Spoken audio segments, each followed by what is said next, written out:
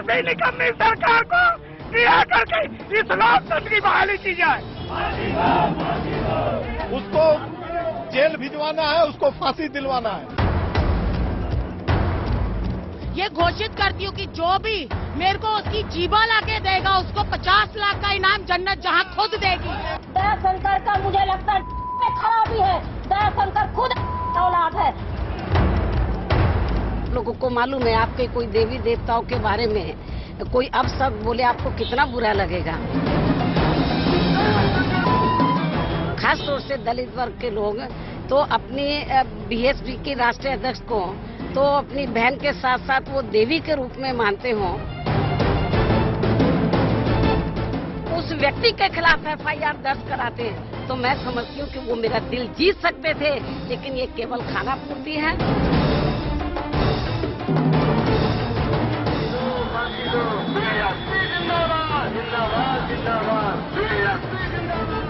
उसकी बेटी को पेश करो, उसकी बीवी को पेश करो, ये राइट उनको किसने दिया?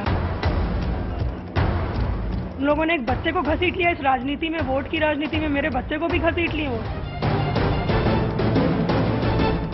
मानसिक अवस्था तो आप इससे ही अंदाजा लगा सकते हैं कि मेरी बेटी आज दवा लेकर के, इतनी छोटी सी बच्ची दवा लेकर के सोई हुई है।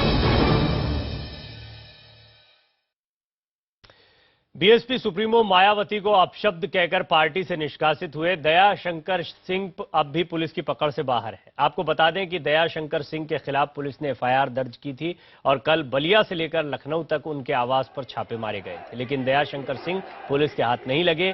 मायावती ने कल यूपी पुलिस को 36 घंटे का अल्टीमेटम दिया था, लेकिन अब तक दयाशंकर सिंह पुलिस की पकड़ से बाहर है। मेरे सहयोगी उत्कर्ष आपको इस पर ज्यादा जानकारी देंगे। उत्कर्ष, अभी पुलिस क्या कह रही है, उनकी ये छापेमारी कहां तक पहुंची? बिल्कुल प्रवीण, पुलिस की छापेमारी लगातार जारी है। पुलिस का यही कहना है कि जितनी भी जगहों से सूचना आ रही है, जहां जहां दयाशंकर सिंह के रिश्तेदार हो सकते हैं, उनके शुभचिंतक हो सकते हैं, ऐसी तमाम जगहों पर पुलिस की कई सारी टीमें बनाई गई हैं जो अलग अलग जगहों पर छापेमारी कर रही है। खासतौर पर गोरखपुर, आजमगढ़, बलिया, लखनऊ, गोरखपुर ऐसे जिलों में विशेष तौर पर पुलिस की टीमों को हिदायत दी गई है कि जो भी ऐसी जगह मिले जहां से ये पता चले कि दयाशंकर सिंह हो सकते हैं या उनके चाहने वाले, उनके जानने वाले लोग हो सकते हैं, ऐसे सभी लोगों से पता किया जाए और जितनी जल्दी हो सके, क्योंकि जिस तरीके का दबाव लगातार बीएसपी की ओर से बन रहा है, जिस तरीके का प्रदर्शन बीएसपी की ओर से हो रहा है, दयाशंकर सिंह को पुलिस की गिरफ्त में लिया जाए। बहुत बहुत शुक्रिया उत्कर्ष आपका इस जानकारी के लिए। और बीजेपी के पूर्व नेता दयाशंकर की पत्नी अपने परिवार पर हो रही विवादित टिप्पणियों को लेकर बहुत दुखी और नाराज हैं। दयाशंकर की पत्नी स्वाति सिंह का मायावती से सवाल है कि उनके पति ने गलती की है तो कानून उन्हें सजा देगा, लेकिन जो उनके परिवार और उनकी बच्चियों को लेकर भद्दी भद्दी टिप्पणियां की जा रही हैं, उनका जवाब कौन देगा? स्वाति सिंह का कहना है कि इस तरह की भद्दी टिप्पणियों से उनकी बेटियां बेहद डर गई हैं और उनके परिवार को भी खतरा है। हमारे सहयोगी उत्कर्ष ने स्वाति सिंह से खास बातचीत की। कल तक बीजेपी के उपाध्यक्ष रहे दयाशंकर सिंह के खिलाफ गुरुवार को बहुजन समाज पार्टी ने काफी बड़ा विरोध प्रदर्शन किया, लेकिन इस विरोध प्रदर्शन के सामने आते आते उसमें जिस तरीके की भाषा का प्रयोग हुआ, आपत्तिजनक शब्दों का प्रयोग हुआ, इस पर दयाशंकर सिंह के परिवार ने आपत्ति जताई है। मेरे साथ उनकी पत्नी है। सबसे पहले तो पूरा मामला हुआ है आपके परिवार पर, दयाशंकर सिंह जी के खिलाफ मामले दर्ज हुए हैं, अभी तक कोई कांटेक्ट हुआ है? मेरा सच उनसे अभी कोई कांटेक्ट नहीं हुआ है। मैं जो भी चीजें देख रही हूँ टीवी पर ही देख रही हूँ। जिस तरह के शब्द का प्रयोग वो लोग कर रहे थे, जो उन्होंने मेरे पति के लिए किया, वो तो किया ही उन लोगों ने। मेरी बेटी के लिए, मेरे लिए, कि उनकी बेटी को पेश करो, उसकी बेटी को पेश करो, उसकी बीवी को पेश करो, ये राइट उनको किसने दिया? क्या मैं महिला नहीं हूँ? आज मेरे फेवर में या मेरी बेटी के फेवर में आज मैंने पूरे दिन किसी को ये नहीं देखा कि कोई महिला खड़ी हुई हो, कोई भी महिला नहीं खड़ी हुई। कल सबने मेरे पति के स्टेटमेंट की निंदा की थी कि उन्होंने एक औरत के लिए ऐसे बोला, और अगर कोई भी एक औरत के लिए अभद्र स्टेटमेंट देगा तो उसको बख्शा नहीं जाएगा। तो क्या मायावती ने कल संसद में ही बोला था कि जो भी दयाशंकर ने बोला वो अपनी माँ के लिए बोला, अपनी बेटी के लिए बोला, अपनी बीवी के लिए बोला? आज उनकी पार्टी के हजारों कार्यकर्ता सरेआम मुझे, मेरी बेटी को, सबको बोलते रहे कि उनको पेश किया जाए। कितनी गंदी बात है कि मेरी छोटी सी बेटी अभी ट्रॉमा में है, वो इतनी घबराई हुई है कि अभी डॉक्टर से दवा लेकर के हम लोगों ने उसको सुलाया है।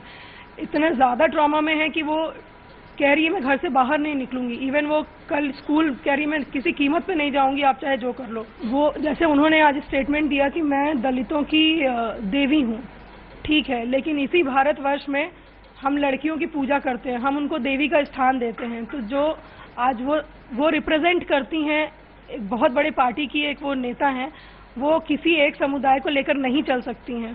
तो क्या मेरी बेटी वो नहीं देवी है?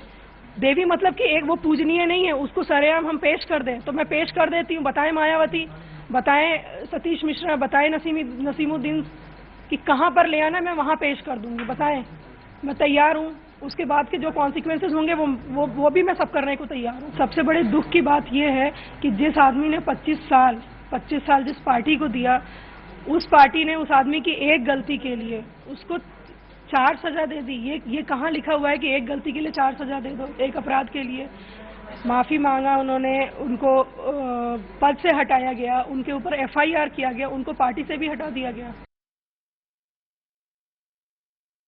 और अब शब्दों पर छिड़े इस दंगल के बीच दलितों की मसीहा बनने वाली मायावती ने खुद को देवी का दर्जा दे डाला। कहा कि अगर देवी का अपमान होगा तो भक्त नाराज होंगे। यही हुआ है उनके खिलाफ अपशब्द बोलने के बाद।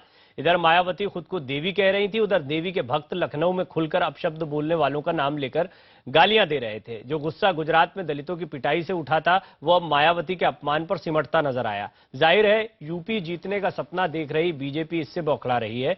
देखिए हमारी विशेष रिपोर्ट, कैसे एक देवी के मुद्दे पर कई देवियों ने बयान दे डाले। देखिए देवी का दंगल। फांसी दो, फांसी दो, पेश करो, पेश करो, पेश करो।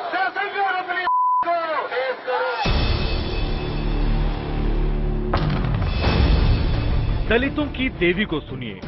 बीएसपी की लखनऊ में भीड़ और उस भीड़ की ओर से बीजेपी पर होती गालियों की बौछार पर सफाई दे रही हैं।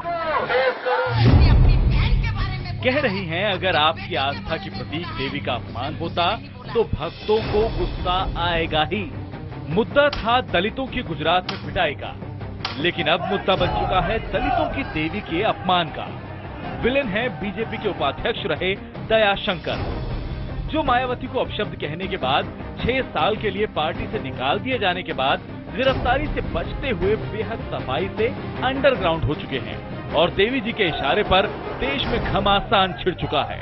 लखनऊ हो या दिल्ली, चंडीगढ़ हो या भोपाल।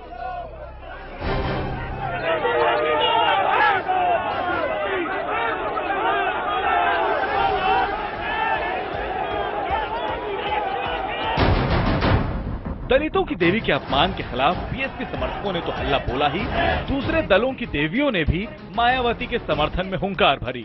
कोलकाता में अपने हजारों समर्थकों के बीच रैली कर रही पश्चिम बंगाल की मुख्यमंत्री ममता बनर्जी ने दलितों के उत्पीड़न की कसौटी पर मोदी सरकार को कस दिया। गुजराटे जे दलितদের উপর অত্যাচার হয়েছে আমরা কন্ডেম করছি এবং পরিষ্কারভাবে বলি, এই সার্ভে যদি কেউ করার চেষ্টা করে বাড়ি বাড়ি আগুন লাগাবার চেষ্টা করেন। ममता ही नहीं, सियासत की एक और देवी खुलकर मायावती के समर्थन में उतर आईं। तमिलनाडु की मुख्यमंत्री जयललिता ने एक बयान जारी किया। मायावती के खिलाफ अपशब्द बोलने वाले दयाशंकर के खिलाफ कड़ी कार्रवाई होनी चाहिए। ऐसे बयानों से बीजेपी की छवि को नुकसान पहुंच रहा है। सार्वजनिक जीवन में महिलाओं को गाली देना आम बात हो गई है। मैं खुद भी अपने राजनीतिक जीवन में इस तरह की घटनाओं का शिकार बनी हूँ। सड़क से लेकर संसद तक मायावती के खिलाफ बोले गए अपशब्दों की निंदा होती रही। सरकार के जिम्मेदार लोग जब गैर जिम्मेदार टिप्पणी करते हैं और उनके विरुद्ध कोई कार्रवाई न हो तो इससे बड़ी कोई बुरी बात नहीं हो सकती है आज इस देश के अंदर। मेरा इतना ही मानना है, जो सार्वजनिक डिस्कोर्स होता है, डिबेट होता है, संवाद होता है, वो इतना नीचे स्तर में नहीं जाना चाहिए। हम भी क्षुब्ध हैं कि एक महिला के साथ में इस तरह के अपमानजनक शब्दों का इस्तेमाल बीजेपी के लोगों ने किया है और मैं मांग करता हूं कि सिर्फ उसको पार्टी से सस्पेंड नहीं करना चाहिए, बल्कि उत्तर प्रदेश की सरकार को उस पर हरिजन एक्ट के अंतर्गत मुकदमा चलाना चाहिए। आज की राजनीतिक संस्कृति में वैचारिक मतभेद गैंगवार में तब्दील हो रहे हैं और ये बहुत ही खतरनाक बात है। चौतरफा समर्थन मिलने से मायावती खुश तो जरूर हैं, लेकिन दलितों के मुद्दे पर बीजेपी पर हमले कम करने के मूड में नहीं है। बीजेपी ने उस संबंधित व्यक्ति को पद से हटाया, पार्टी से निकाला, ये उनका अच्छा कदम था, मैं उसकी सराहना करती हूँ। लेकिन अच्छा होता कि भारतीय जनता पार्टी उसको पद से हटाने के साथ साथ, पार्टी से निकालने के साथ साथ उसके खिलाफ खुद एफआईआर दर्ज कराती। देश की सियासत में इस वक्त सबसे ज्यादा सुर्खियां मायावती बटोर रही हैं। बीजेपी ने बैठे बिठाए बीएसपी को ऐसे मुद्दे थमा दिए हैं जिनकी गूंज यूपी चुनाव तक सुनाई देगी। बीजेपी के राज में गुजरात में दलितों के अत्याचार का मामला हो या फिर मायावती के खिलाफ बीजेपी नेता की बदजुबानी, इन दोनों ही मुद्दों ने सूबे में बह रही सियासी हवा का रुख फिलहाल बीएसपी की ओर कर बीजेपी खेमे में हलचल मचा दी है। यूपी चुनाव से पहले मायावती के समर्थन में बढ़ता हुजूम बीजेपी को पच नहीं रहा। उसे लग रहा है कि दलितों का गुस्सा शायद यूपी जीतने के उसके सपने पर पानी फेर देगा। एफआईआर दर्ज हो गई है, एफआईआर के बाद में जो कार्रवाई होगी उसको कोई रोकेगा नहीं। अब इस पे बोलना, और अब तो राजनीति है, अब तो मायावती को ये लग रहा है कि जैसे मान लो ऐसा दयाशंकर सिंह ने बोल दिया तो मायावती की लॉटरी खुल गई है क्या? भाजपा 2017 में बहुत बड़े अंतर से बीजेपी की ओर बढ़ रही है और हम उत्तर प्रदेश में 17 में सरकार बनाएंगे और जो भी भ्रष्टाचार करने वाले हैं, चाहे वह आदरणीय श्री अखिलेश जी होंगे, चाहे बहन मायावती जी होंगी, इनके भ्रष्टाचारों की जांच भी कराएंगे। एक तरफ जहां यूपी में अपनी देवी के अपमान पर बीएसपी समर्थक एकजुट हो गए हैं, वहीं गुजरात में दलितों के अत्याचार के मुद्दे पर सीएम आनंदीबेन पटेल अलग थलग पड़ गई हैं। वो लगातार लोगों से शांति बनाए रखने की अपील कर रही हैं, लेकिन सियासी दल इस मामले को सियासी रंग देकर फायदा लेने में जुटे हैं। सो देवी पर दंगल जारी है। मायावती ने बीजेपी के पूर्व नेता की गिरफ्तारी के लिए 36 घंटे का अल्टीमेटम दिया है और तब तक के लिए अपने कार्यकर्ताओं से कहा है शांत रहें, जंग अभी बाकी है। यहाँ वक्त हो गया एक ब्रेक का, खबरें जारी हैं इस ब्रेक के बाद।